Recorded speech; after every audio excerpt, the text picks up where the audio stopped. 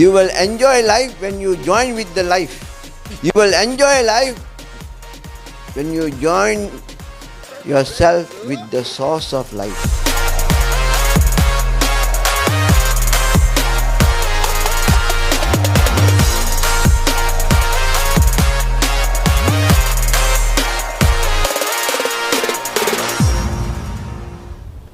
Amen. Life enjoy பண்ணுறதுன்னு என்னதுமா அவர் கூட தான். You will enjoy life when you join with the life. You will enjoy life when you join with the life. Okay, புரியுதுங்களா? You will enjoy life when you join yourself with the source of life. ஜீவனுக்கு காரணராக இருக்கிறோடு கூட நீங்கள் சம்மதப்படுத்திக்கிட்டீங்கன்னா நீங்கள் ஜீவன் உள்ளவர்களாக இருப்பீங்க. Life உங்கள்கிட்ட flow பண்ணிக்கிட்டே இருக்கும். ஆமென். புரியுதானு சொல்லுங்கள்.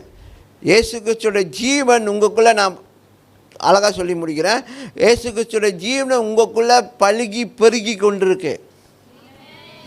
அந்த ஜீவன் நமக்குள்ளே உற்பத்தி ஆகி கொண்டே இருக்காங்க.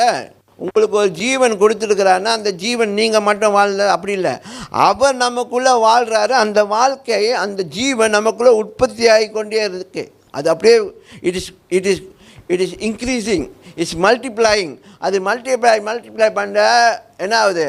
நம்ம மகிமை மேல் மகிமை அடைந்திடுவோம், மறுரூபமாகி அகமகிழ்வோம், மகிழ்ந்திடுவோம், துதித்திடுவோம் பரன். அப்படின்னா அவர் தான் அதுக்கு காரணர். அந்த காரணரோடு கூட நம்ம வாழும்பொழுது நமக்குள்ள ஜீவன் உற்பத்தியாகி மகிமை அடையக்கூடிய மனிதர்களாக நாம் மாறிக்கொண்டிருக்கிறோம். அப்போ என்ன ஆயிரும்? உங்களுக்கு சீக்கியே வராது, வியாதிகள் உங்களை விட்டு போயிடும். ஏன்னா மகிமை மேல் மகிமை வரும்பொழுது என்னது? அது சாவாமைக்கு போகுது. உங்கள் செல்ஸ்லாம் ரிவைவ் ஆகும், உங்கள் பாடி ரிவைவ் ஆகும், உங்கள் ஹோல் திங் வில் சேஞ்ச். அந்த கிளைமேட்டே வேறையாக இருக்கும். நீங்கள் வாழ்ந்து கொண்டே இருப்பீங்க.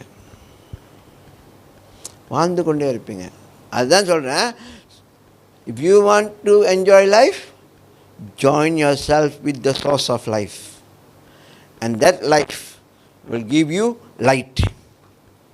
அந்த ஜீவன் உங்களுக்கு வெளிச்சத்தை தரும். அப்போ நீங்கள் வெளிச்சத்தின் பிள்ளைகளாக இருப்பீங்க. அல்லேலூயா. நீங்கள் போகிற இடம் எல்லாமே பிரகாசமாக தான் இருக்கும். உங்கள் ஃப்யூச்சரே பிரகாசமாக தான் இருக்கும். ஏன்னா லைஃபே இது ரெண்டும் மனுஷனுக்கு தேவை. ஆமென்.